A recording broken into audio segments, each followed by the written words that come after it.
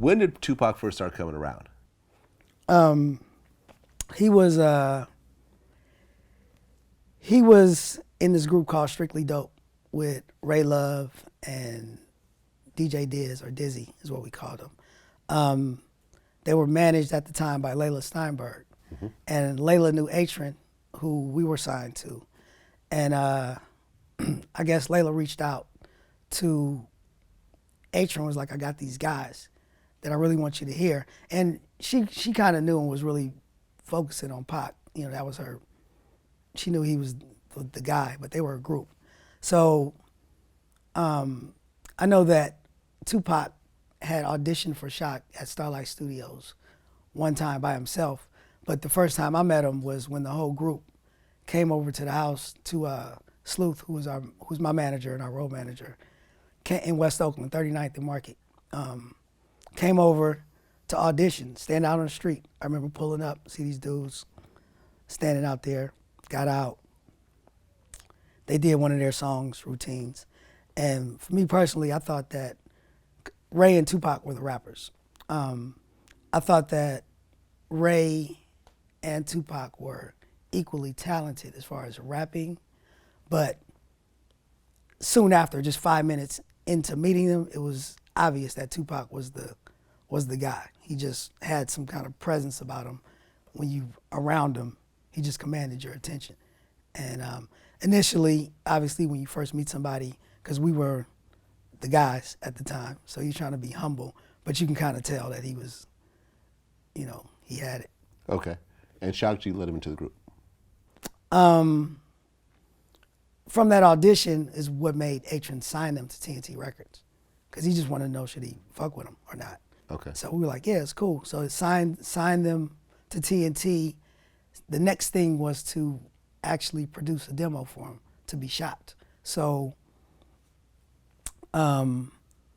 because Shock was really busy, whatever we were doing, Jimmy, Chopmaster J, was kind of assigned to produce Strictly Dope's demo.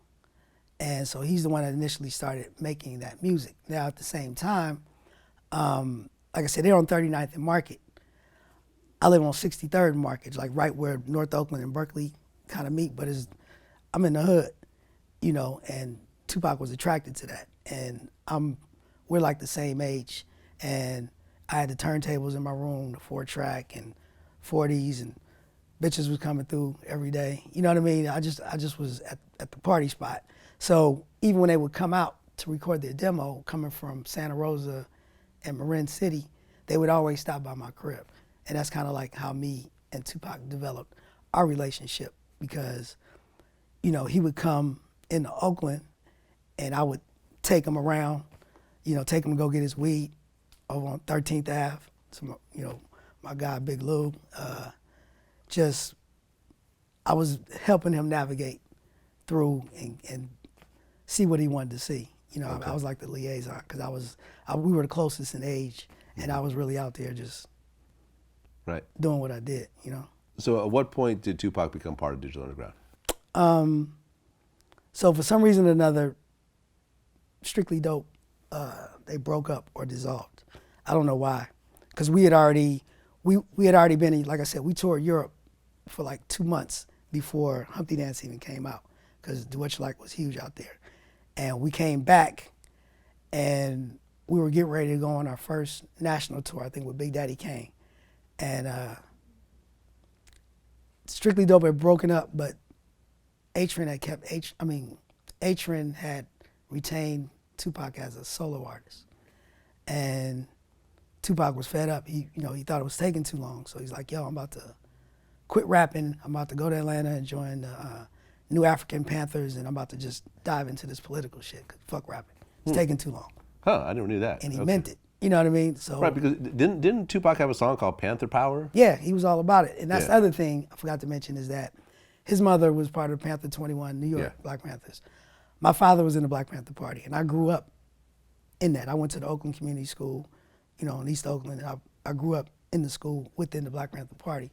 So that's the other thing that we had in common, is that when he would be talking what he wanted to do and how he wanted to help the community and whatnot, it wasn't foreign to me.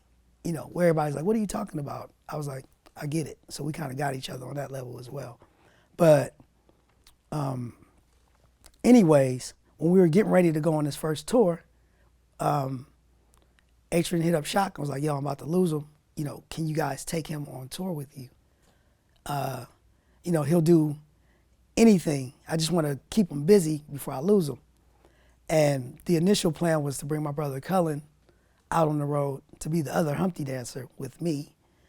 And Shock was like, you know, he got at me and was like, look, man, your brother doesn't do anything. He just dance, but, you know, we're thinking about replacing your brother with Tupac.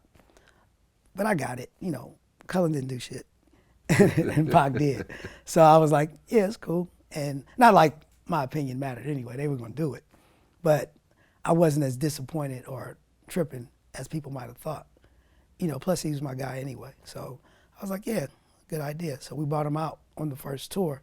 And the misconception is that we brought him out to be a dancer. We didn't. We brought him out to do whatever was needed to be done. So he would help Fuse set up the turntables or, you know, set up the stage.